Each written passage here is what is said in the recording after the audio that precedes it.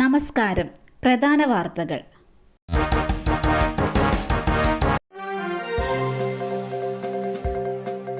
നവീൻ ബാബുവിന്റെ മരണത്തിൽ തുടരന്വേഷണമില്ല.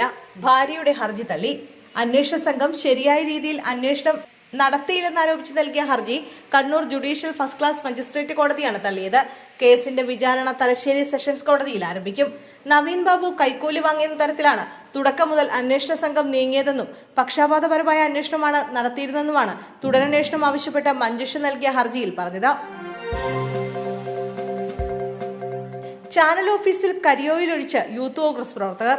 റിപ്പോർട്ടർ ടിവിയുടെ തൃശൂർ ബ്യൂറോയ്ക്ക് നേരെ യൂത്ത് കോൺഗ്രസ് പ്രവർത്തകരുടെ ആക്രമണം. യൂത്ത് കോൺഗ്രസ് സംസ്ഥാന ജനറൽ സെക്രട്ടറി മിഥുൻ മോഹൻ, ജില്ലാ vice president Vishnuchandran, Thrissur assembly president K Sumesh, Vilvattam മണ്ഡലം പ്രസിഡന്റ് സൗരാങ്ക്, നിഖിൽ ദേവ്, അമൽ ജെയിംസ് എന്നിവരാണ് ഓഫീസ് ആക്രമിച്ചത്. മുദ്രാവാക്യം വിളിച്ചെത്തിയ പ്രവർത്തകർ ബ്യൂറോയിലെ കാറിന് മുകളിൽ യൂത്ത് കോൺഗ്രസിന്റെ കൊടിനാട്ടുകയും ഓഫീസിലെ വാതിലിൽ കരിയോയിൽ ഒഴിക്കുകയും ചെയ്തു. റിപ്പോർട്ടർ ചാനലിനെ അധിക്ഷേപിക്കുന്ന നോട്ടീസും നേതാക്കൾ പതിച്ചു. സംഭവത്തിൽ റിപ്പോർട്ടർ ടി വി അധികൃതർ മുഖ്യമന്ത്രിക്ക് പരാതി നൽകി. പ്രതികളെ എത്രയും വേഗം പിടികൂടണമെന്നും ആവശ്യപ്പെട്ടു.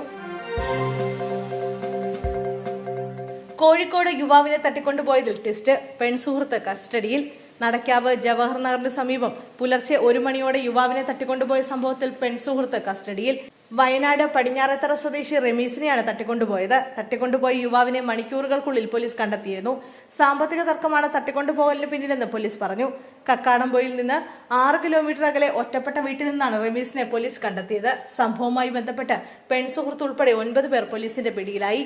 തട്ടിക്കൊണ്ടുപോയ 4 സംഘവും ഇവർക്ക് സഹായങ്ങൾ നൽകിയ 4 പേരുമാണ് പോലീസ് പിടിയിലായ മറ്റുള്ളവർ.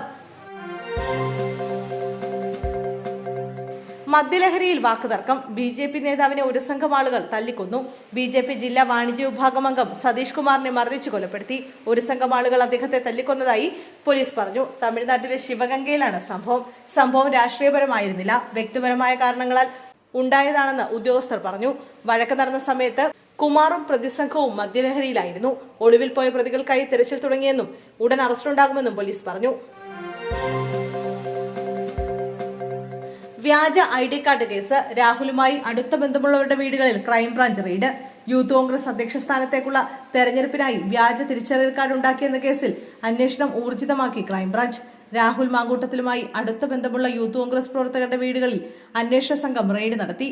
അടൂരും ഏലംകുളത്തുമുള്ള യൂത്ത് കോൺഗ്രസ് പ്രവർത്തകരുടെ വീടുകളിലാണ് ക്രൈംബ്രാഞ്ച് പരിശോധന നടത്തിയത്. തിരുവനന്തപുരത്ത് നിന്നെത്തിയ ക്രൈംബ്രാഞ്ച് സംഘമാണ് പരിശോധന നടത്തിയത്. പ്രവർത്തകരുടെ ഫോണുകളും സംഘടനാ പ്രവർത്തനവുമായി ബന്ധപ്പെട്ട രേഖകളും അന്വേഷണ സംഘം പിടിച്ചെടുത്തതായാണ് റിപ്പോർട്ട്.